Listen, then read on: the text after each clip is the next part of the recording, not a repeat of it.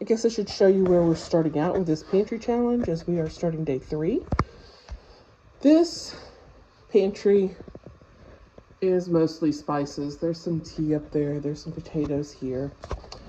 I've cut some gladiola bulbs there that I need to plant this spring, as well as some zinnia seeds I saved. There's some jellies. But yeah, this disaster is my main pantry. That is not mine. That is the child's. Well, she's 23, so I don't guess child so much, but not something we normally have around the house. But yeah, this is the result of merging my youngest child's pantry with ours as she graduated college and moved back home. You'll note we have baskets for each person for their specialty treats. My wife's is tucked in over here. And then I've got like cookware, cat food, and seed starting stuff going here. Probably about half the stuff in here is not mine. We do have some Italian sausage and lots of nuts and a few other things, but like that entire basket is my mother-in-law's stuff. And the stuff in this fridge, nothing in there is mine. That belongs to other adult members of the household. This is my main freezer. It's actually not as bad as it has been. Some frozen mixed vegetables. There's some ground beef down in there. I've got a lot of ice packs. I've been in a lot of pain lately. This is mostly vegetable scraps that I need to use up. Got some chorizo. And then my refrigerator. Not looking so grand right now. I need to clean this out. This is beneficial nematodes for the garden. But yeah, that's everything else that I need to try to use up. Oh, I almost forgot the tea collection. I'm not sure why Febreze got stuck in there, and Lysol. I need to get those moved. And the Folgers can is not actually Folgers. It's Community Coffee. We're just reusing the container. So today is my first day back to work after the holidays, so I kept it simple. Finished off the bacon and the homemade mayonnaise and the wheat bread for a bacon and onion sandwich with those pickled onions that I made a while back. And then lunch was a cucumber sandwich with some of the white bread we had in the freezer and some more of those pickled onions.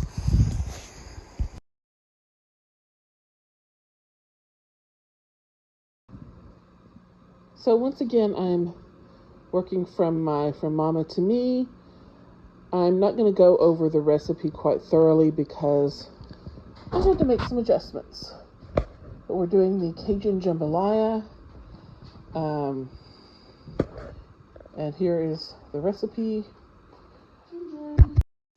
So we're having some people over and I need to bake a big pot of something. And I'm wanting to try my hand at a jambalaya. I'm adapting a recipe as best I can because I'm not buying anything for the pantry and working with what I've got. So it was, the roux was just a shortening and a little bit of flour. This is the last of the andouille that went into that.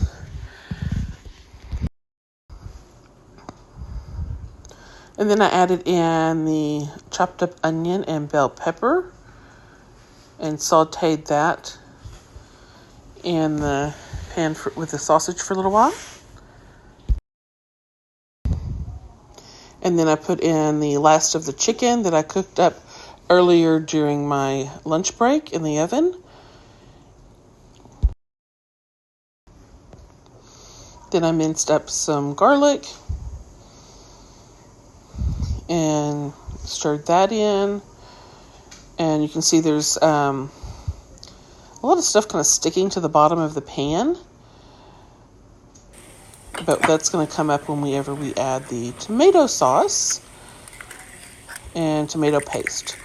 So I'm cooking the tomato paste a little bit first, and I'm using this because I don't have any tomatoes to dice up or canned of diced tomatoes.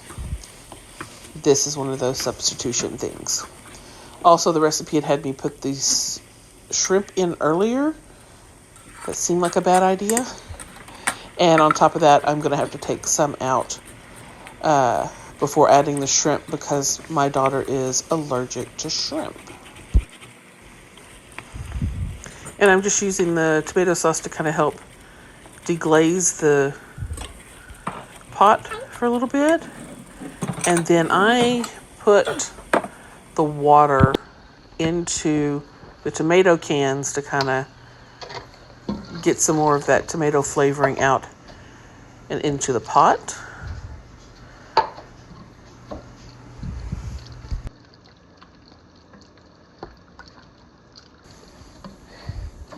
And then I added all of the spices, which was like salt and thyme and black pepper. And then it was sriracha sauce because I did not have any Tabasco. And despite the fact that I live with Cajuns, that's just not something we keep in the house.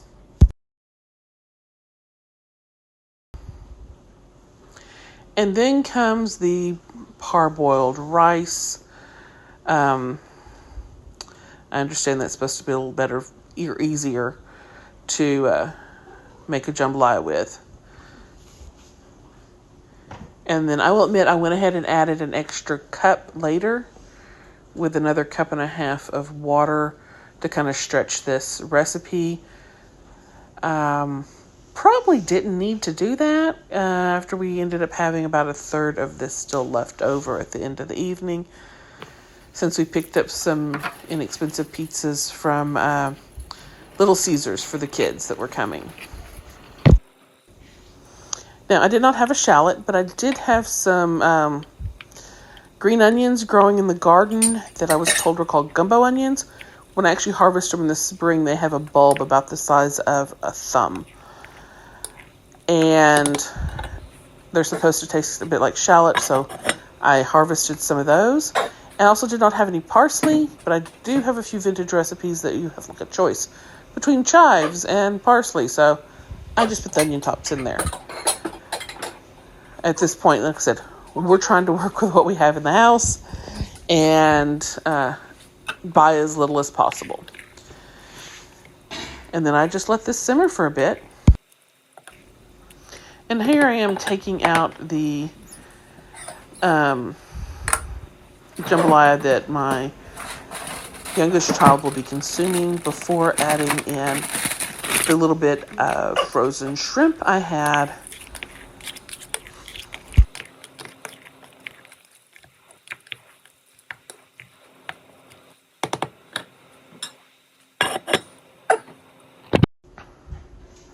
And here's what it looked like at the end.